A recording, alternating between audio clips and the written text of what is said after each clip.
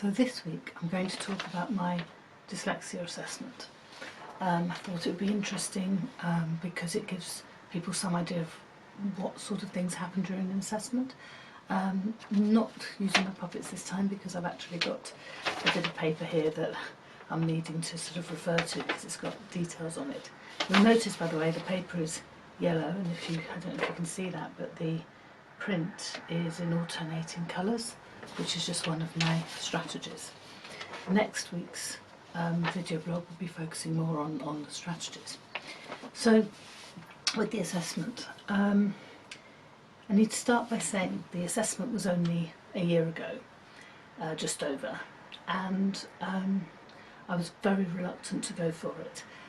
It was only because my supervisor for my doctorate insisted pretty much that I would need it for the Viva because of word retrieval problems.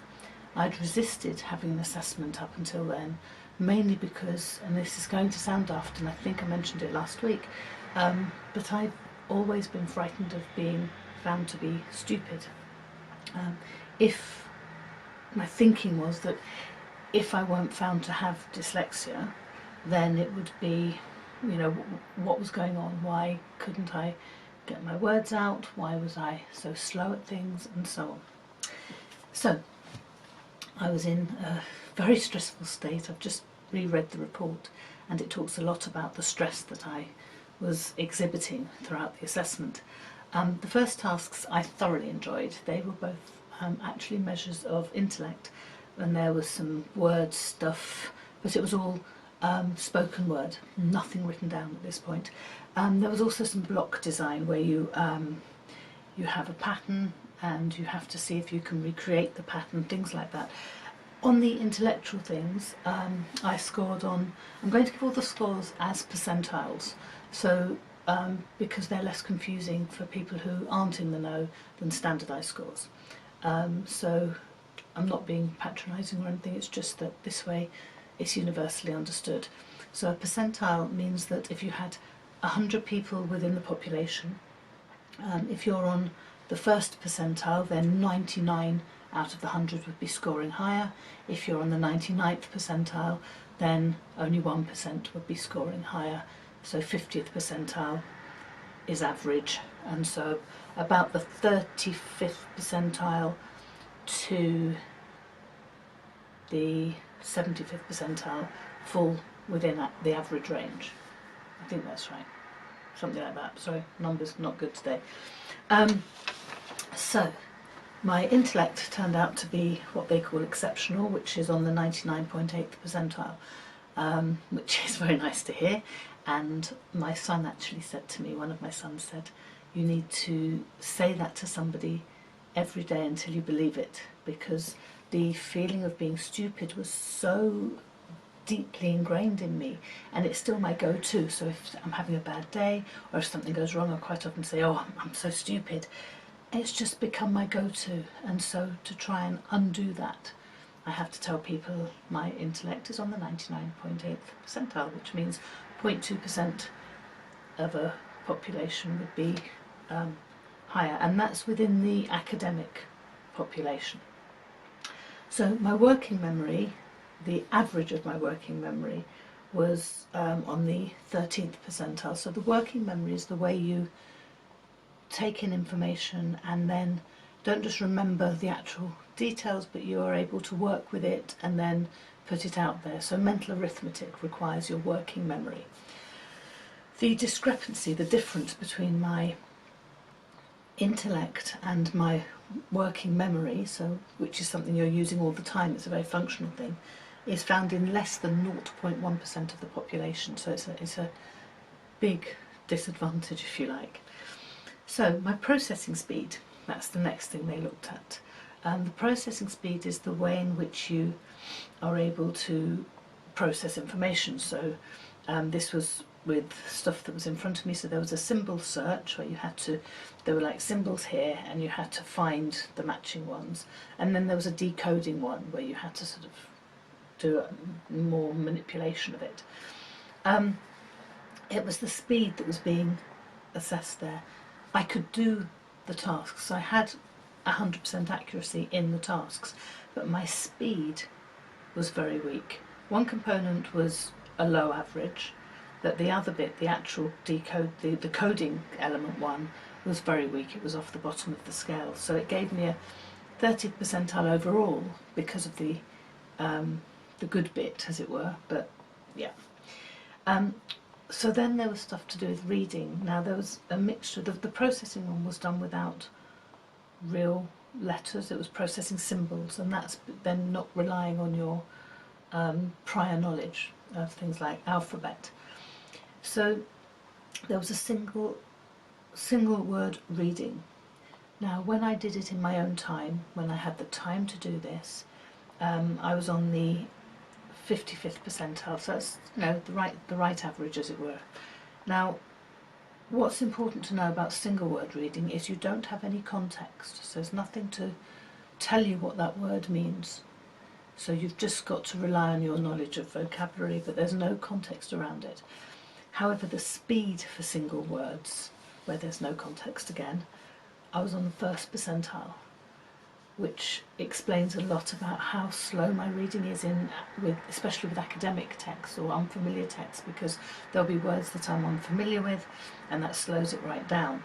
So these were reading everyday words. These were words I would know, but the speed of reading them, where there's nothing to give you a clue as to what it's all about, very, very slow. The first percentile, the total opposite of my intellect. Then they gave me some nonsense words. It's something we do quite a lot to assess decoding skills. You make up words, so you might have something like plog or something, which isn't a real word, but it's a way of seeing how you can put the sounds together and read a word. So decoding, which is when you're just reading the word, working out what it says, of nonsense words, of non-words at speed. Again, this was a timed exercise, 4th percentile. So again, it's very slow. When I read a passage, had a passage to read, which was an academic level passage, it was a university level passage, my speed was very low. It was on the 5th percentile. However, my accuracy was on the 85th percentile.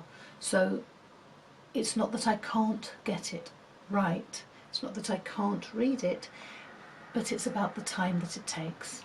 And throughout all my education, throughout my degree, my master's and my doctorate, I never had additional time for anything. Because the best way to describe it is something is your own norm. What you do, what you usually do, is the norm. How would I know any different? I always thought I was a bit of a slow reader. This is telling me how slow. So the 5th percentile means 95% of people would be reading it faster than me. So then we looked at the writing. Now my writing speed, which I thought was okay, was actually on the 16th percentile, so again well below average. When I was copying, it was lower, it was slower, it was the 5th percentile. And the reason for that is it goes back to the processing. You've got to look at the word. It also includes your memory, your working memory. You've got to take that in, remember it, and then write it. And those are using different bits of your brain. They're different processing elements. So your reading is one thing. You've got to read it, process it, and then write it, put it out in a different form. It's not about articulating it, it's about writing it. So my copywriting speed was slower than my normal writing speed. I then had to do some academic writing, which was summarising a text that I'd already read, already showed understanding of. But the text was taken away, so there's working memory involved. I've got to remember what was in the text and write about it.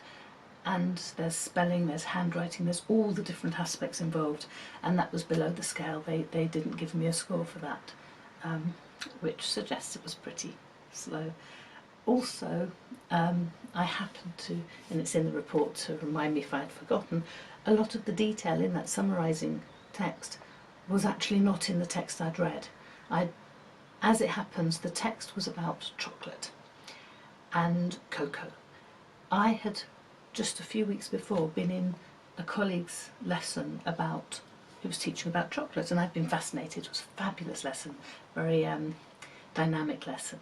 And I'd got involved. I'd just walked in to check something, and I ended up staying in the lesson and getting involved and talking it through. And there were slides, there's pictures, there's images, there's discussion. And I'd remembered a lot of that. So when it came to summarising the text, which had been about the history of chocolate, I found myself retrieving information that wasn't from the text at all. It was from this lesson that I'd been involved in. So, and it was still below the scale of the scale. My typing, they got me to do some typing. That was copy typing, and that was on the 25th percentile. So there's a bit of motor memory involved that made that slightly easier than the handwriting. My spelling isn't too bad.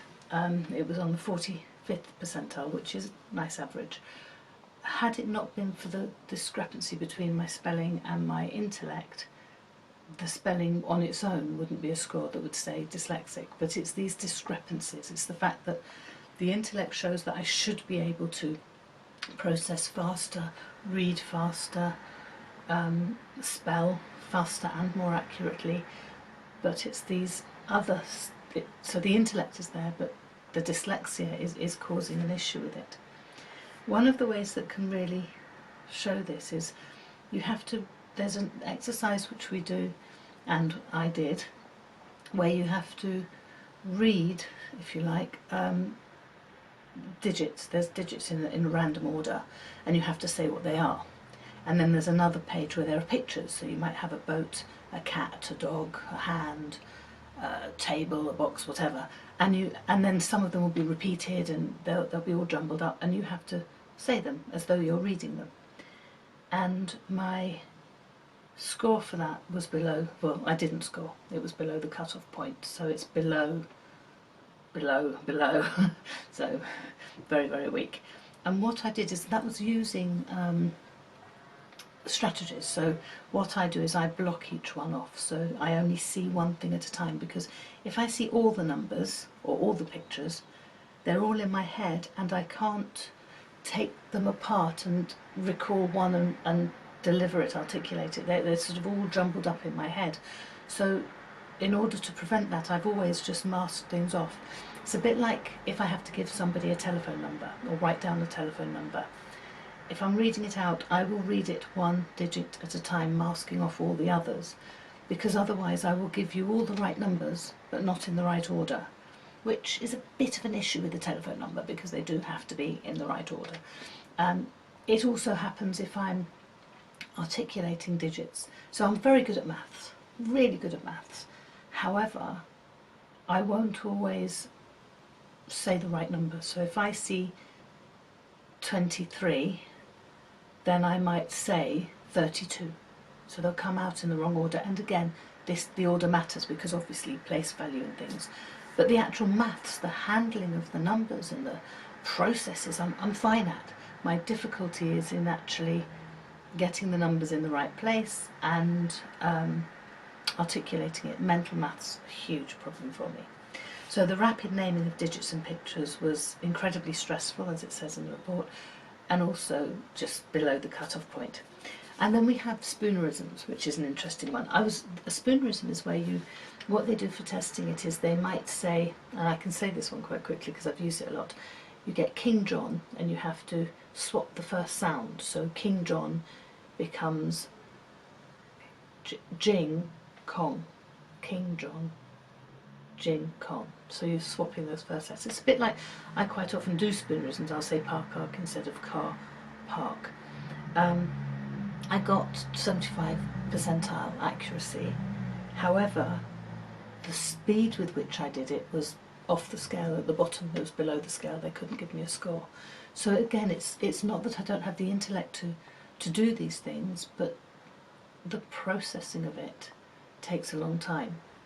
So that's just the summary of the assessment. It was quite funny at the end of the assessment, because the scores were all put in front of me on a bit of paper. She knew that, the assessor knew that I'd understand the scores because I'm a Senko and all the rest of it. And I'm looking at them and I'm fascinated, because they are all over the place. There's, the really high one of my intellect, and then some, as I say, first percentile, off the scale, bottom of the scale, and some in the middle and all the rest of it. So I'm like, oh wow, this is fascinating, fascinating, oh gosh. And then the assessor said, it's you, Hélène, this is you. At which point I burst into tears and had to sort of process all of that and, you know, dealt with it. The reason I'm talking about that side of it is because I think we can underestimate just how difficult it is for children when they hear this. It's actually a relief. The tears were relief, not oh my gosh, I'm dyslexic, that's terrible. It was the opposite. It was, phew, there's a reason for all these difficulties I'm having. And I think it's really important that we understand with children that they can feel very stupid if they're in a word that's very much making assumptions about the written word. The world makes assumptions about the written word. You're processing all these things. You have to answer questions quickly under time pressures. There's a lot of time pressure in school. And when you see the results of the assessment, there's somebody I taught who had a similar profile, very high intellect, very low processing. And he said, you know what, I would rather be stupid but be able to process quickly, because then I could keep up with what's going on around me. And that I found heartbreaking, because his self-esteem was so low. Gradually we've picked up his self-esteem, and that's so important, because self-esteem can affect things. I've got a determination and a resilience that's made me, you know, to me, failure isn't getting it wrong, it's not completing it. And that has kept me going. But the relief of knowing there's a reason for all the difficulties, it was worth getting the assessment. So thank you for my supervisor for insisting I did that. Thank you.